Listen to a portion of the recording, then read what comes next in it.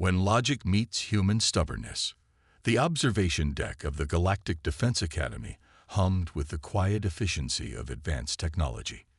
Lieutenant Sarah Morrison stood at attention in the center of the circular chamber, her human form dwarfed by the towering alien instructors who surrounded her. The space station Meridian 7 rotated slowly beyond the transparent aluminum walls, its artificial gravity keeping everyone grounded while stars wheeled past in their eternal dance.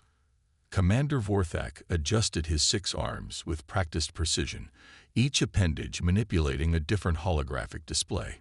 His chitinous exoskeleton gleamed under the chamber's lights as compound eyes studied the data streaming across his screens. The Krillian had overseen combat training for 3 centuries, and his reputation for producing elite warriors was legendary throughout the galaxy. "Physiological analysis complete," announced Dr. Zolani, her crystalline form refracting light into prismatic patterns across the walls. The Nexus being's voice resonated with harmonic frequencies that most species found soothing, but today carried an undertone of disappointment. The human specimen displays suboptimal characteristics across all combat parameters. Sarah kept her expression neutral, though internally she bristled at being called a specimen. She had fought for 2 years just to earn consideration for the Academy, passing every preliminary test Earth's military could devise. The fact that she was the first human ever accepted into the elite galactic defense program should have been cause for celebration, not clinical dissection. Professor Fixus floated nearby, his gaseous form contained within a mobility suit that allowed him to interact with solid matter. The ethereal species had mastered energy manipulation millennia before humans discovered fire, and his tactical genius was unquestioned. Physical strength registers 47% below galactic military standards. He observed, data streams flowing around his translucent body. Reaction time adequate but not exceptional. Endurance levels concerning for extended operations. However, Commander Vorthak interjected, his mandibles clicking thoughtfully. The human brain shows interesting anomalies. Neural pathway configurations unlike any species in our database. Unpredictable thought patterns that defy standard tactical algorithms. Dr. Zolani's crystalline structure pulsed with what Sarah had learned to recognize as confusion. Unpredictability is typically considered a liability in military operations. Successful combat requires logical decision-making and adherence to proven strategies. Sarah finally spoke, her voice steady despite being surrounded by beings who could crush her without effort. "With respect, ma'am, unpredictability might be exactly what you need against an enemy that's learned to predict your every move." The 3 instructors exchanged glances that transcended species barriers. The concept of deliberate unpredictability as a tactical advantage seemed to genuinely perplex them. Commander Vorthak gestured toward a holographic display showing recent military engagements. The Kryn separatist movement has proven problematic. Their guerrilla tactics have neutralized our conventional forces in 17 separate encounters. Traditional approaches yield minimal success. Standard protocol, Professor Fixus added, would assign this human to logistics or support roles. Combat deployment appears inadvisable given statistical projections. Sarah stepped forward, her boots clicking against the chamber's polished floor. "What if I told you I don't want a support role? What if I said I came here to prove that humans can fight alongside the best warriors in the galaxy?" Dr. Zolani's form flickered with what might have been amusement. "Confidence is admirable, Lieutenant Morrison, but confidence cannot overcome mathematical certainty. Your species simply lacks the necessary evolutionary advantages for high-risk combat operations." "Then test me," Sarah said simply. The silence that followed stretched for long moments. Commander Vorthak's 6 arms moved in complex patterns as he accessed multiple data streams simultaneously. "The Academy does maintain evaluation protocols for exceptional circumstances," he admitted slowly. "You're suggesting we assign her to active combat assessment." Professor Fixus's gaseous form rippled with concern. The mortality rate for such evaluations approaches 78% even for optimal candidates. Sarah felt her heart rate increase, but kept her voice level. What's the mission? Dr. Zolani manipulated her controls, bringing up a three-dimensional map of a heavily fortified asteroid base. Kryn Separatist Command has established operations at mining facility Syrian Delta. Intelligence indicates they're developing weapons technology that could shift the balance of regional conflicts. The facility is protected by automated defense systems, energy shields, and approximately 200 elite Kryn warriors. Commander Vorthek explained. Previous assault attempts by full battalions have failed catastrophically. Professor Thixis added gravely, solo infiltration mission parameters call for disabling the facility's weapon production, extracting intelligence data, and eliminating command structure. Survival probability calculations indicate a 2% chance of mission success for even our most experienced operatives. Sarah absorbed this information, her mind already racing through possibilities. The tactical situation was indeed dire, but something about the challenge excited rather than intimidated her. 2%, huh? She said, a smile tugging at the corner of her mouth. This is no matter for humor, Dr. Zolani said sharply. 2% represents statistical impossibility. We cannot in good conscience assign such a mission. What am I supposed to do with the other 98%? Sarah asked, her grin widening. The three instructors stared at her in obvious bewilderment. Commander Vorthek's compound eyes shifted between his colleagues before focusing back on the human. I do not understand your meaning. If I only got a 2% chance of succeeding through normal methods, that means I have a 98% chance to try something completely insane and still come out ahead of the odds. Sarah's eyes sparkled with something the aliens couldn't identify.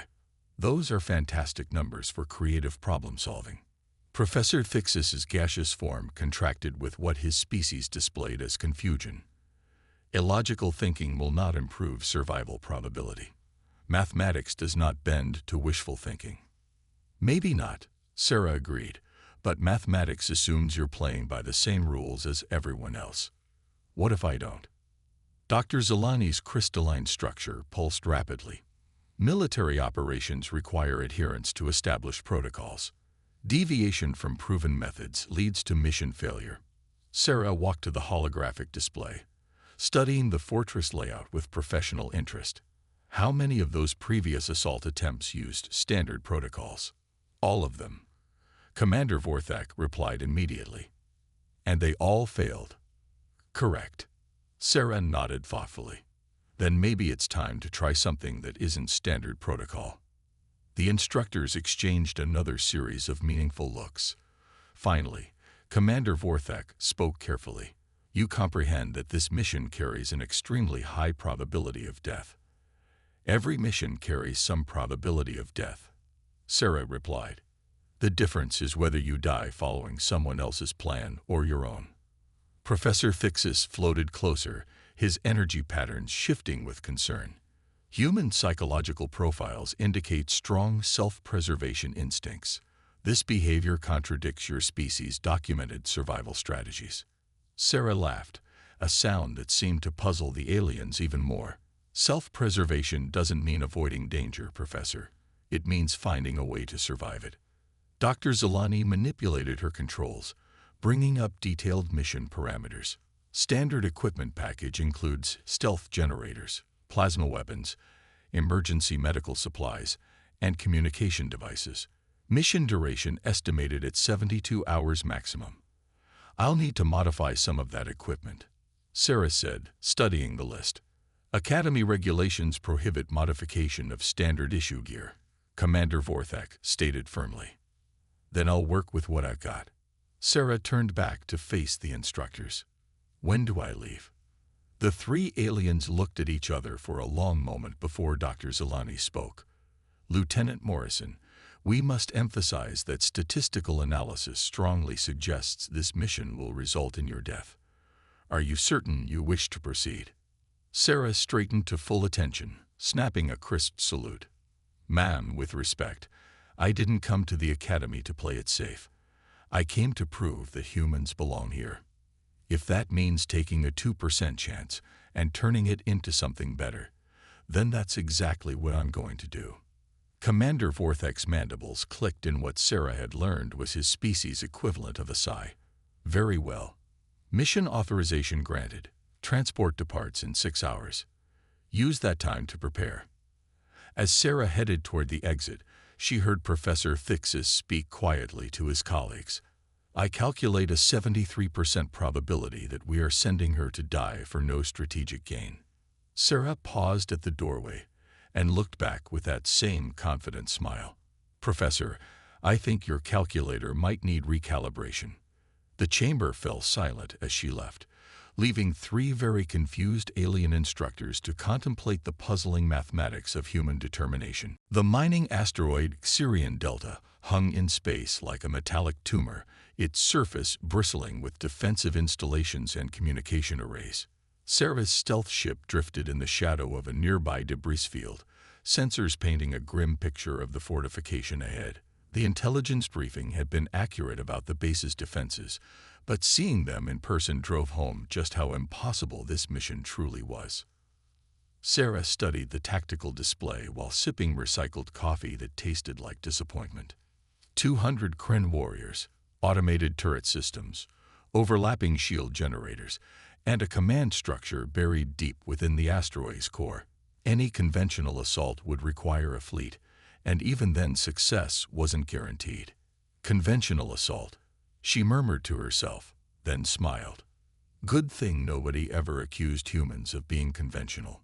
The first phase of her plan violated every military doctrine in the Academy's database.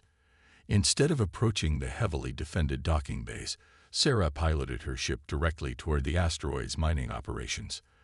The massive industrial equipment provided perfect cover, and more importantly, the Kryn defenders wouldn't expect an attacker to approach through their most valuable assets. Sarah EVA'd from her ship wearing a modified mining suit she'd cobbled together from spare parts. The stealth generator hummed quietly on her back, bending light around her form and masking her heat signature. But the real genius of her approach wasn't technological, it was psychological. The Kryn were logical warriors, famous throughout the galaxy for their tactical precision. They positioned guards where military doctrine demanded, established patrol patterns based on statistical analysis, and maintained defensive positions according to proven strategies. Sarah was counting on that predictability. She landed on the asteroid's surface near a massive ore processing facility, her boots gripping the artificial gravity field that kept workers from floating away. According to her research, the Kryn valued efficiency above all else.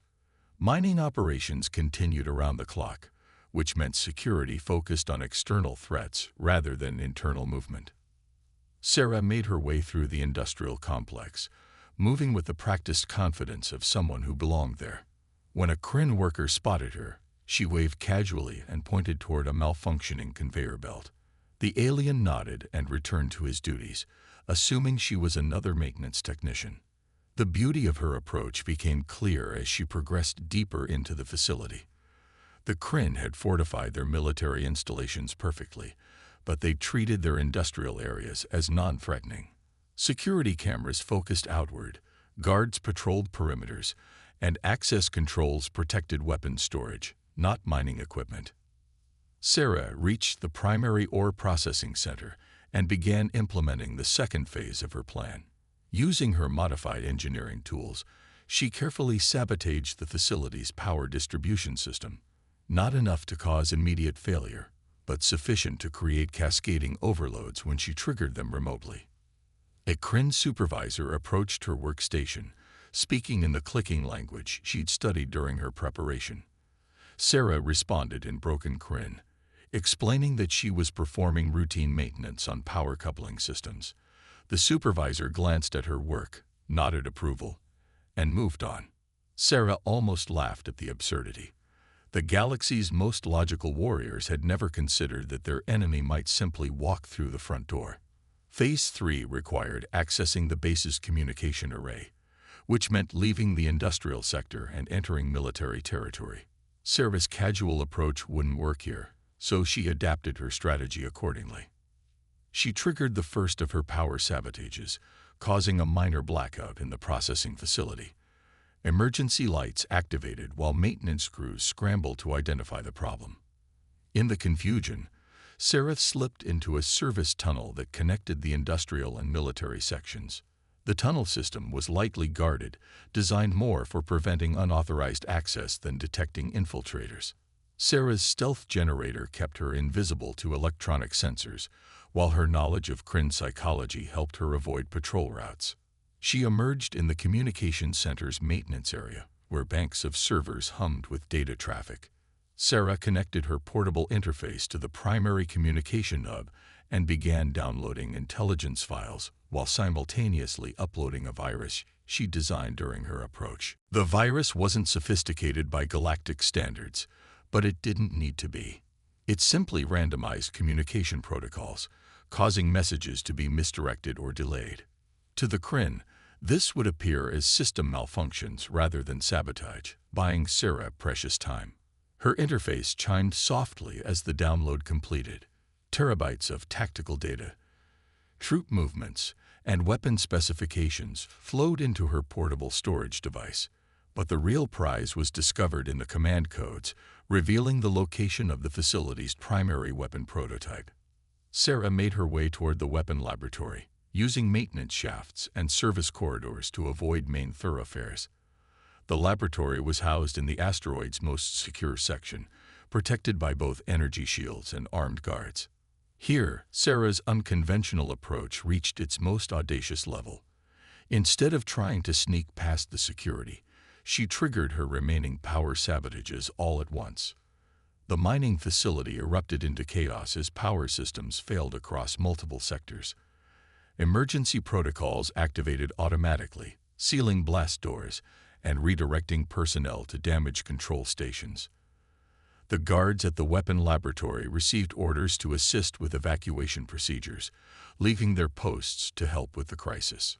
Sarah strolled into the unguarded laboratory and found herself face to face with the Kryn's secret weapon, a quantum destabilizer capable of disrupting molecular bonds at the subatomic level. The device was beautiful in its lethal efficiency, but also represented a threat that could shift the balance of galactic power. Rather than simply destroying the weapon, Sarah did something characteristically human. She reprogrammed it.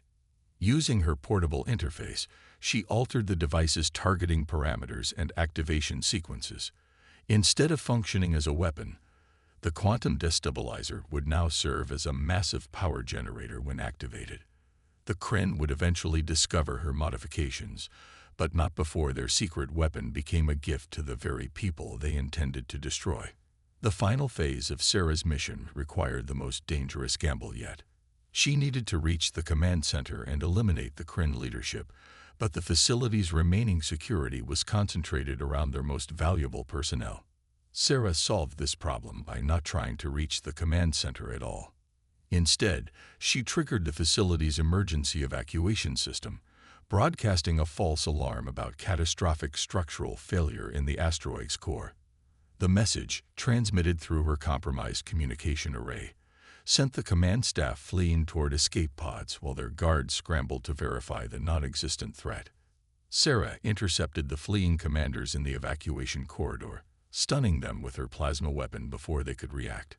Within minutes, the entire Kryn leadership structure was unconscious and secured with restraint fields. As alarms blared throughout the facility, Sarah made her way back to her ship through the chaos she'd created. Kryn warriors ran past her without recognition, focused on emergency procedures rather than security threats. Her stealth generator kept her invisible while her mining suit disguise made her appear as just another evacuee.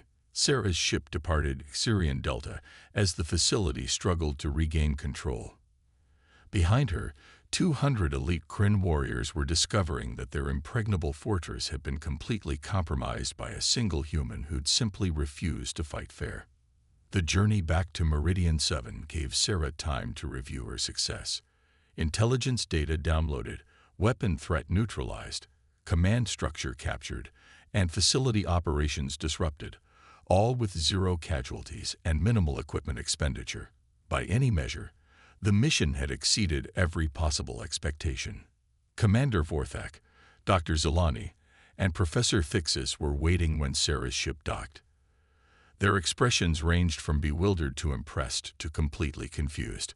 "Mission report," Commander Vorthak requested, his 6 arms manipulating holographic displays showing updated intelligence from Syrian Delta. "Mission accomplished," Sarah replied simply, handing over her data storage device. "Intelligence extracted, weapon threat eliminated, command structure neutralized. The facility should be ready for occupation within 12 hours." Dr. Zolani's crystalline form pulsed rapidly. "Our sensors indicate you were never detected by facility security.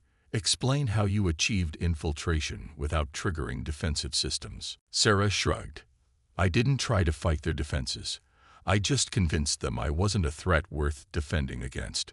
Professor Fixus floated closer, his gaseous form rippling with confusion. "Elaborate."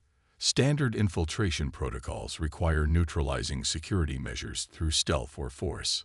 Standard protocols assume you're trying to sneak past guards who are looking for you," Sarah explained. "I made sure they weren't looking for me by giving them more important things to worry about." Commander Vorthak studied the tactical data streaming across his displays. "You sabotaged industrial systems to create diversions, used maintenance access routes to bypass security checkpoints, and exploited emergency procedures to isolate command personnel." "I used their own efficiency against them," Sarah corrected. "The Kryn are incredible tacticians, but they think everyone else fights the same way they do. When someone breaks those rules, their whole system gets confused." Dr. Zolani manipulated her controls, bringing up statistical analysis of the mission.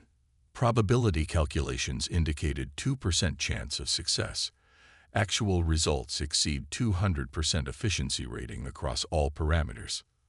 Sarah grinned. "That's what happens when you stop trying to beat the odds and start making your own." Professor Fixus's energy patterns shifted with what his species displayed as deep thought. "Your approach contradicts fundamental military theory.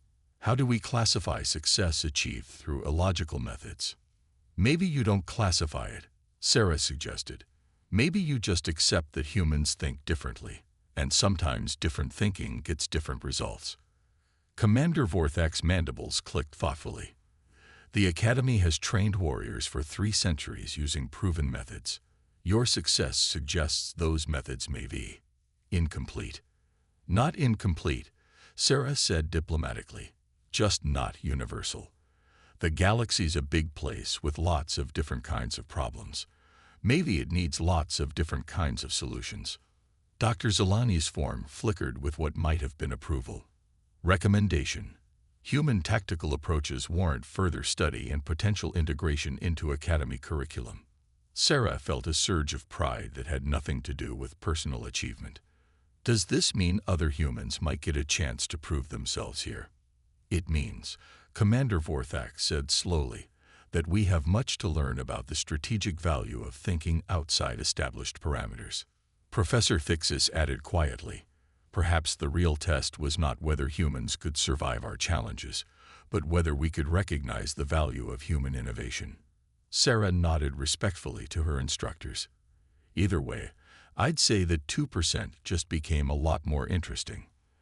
As she left the observation chamber, Sarah heard Dr. Zolani speaking to her colleagues. Statistical note: human success probability calculations may require fundamental revision. Sarah smiled as the door closed behind her. Mathematics, she reflected, was about to get a lot more creative.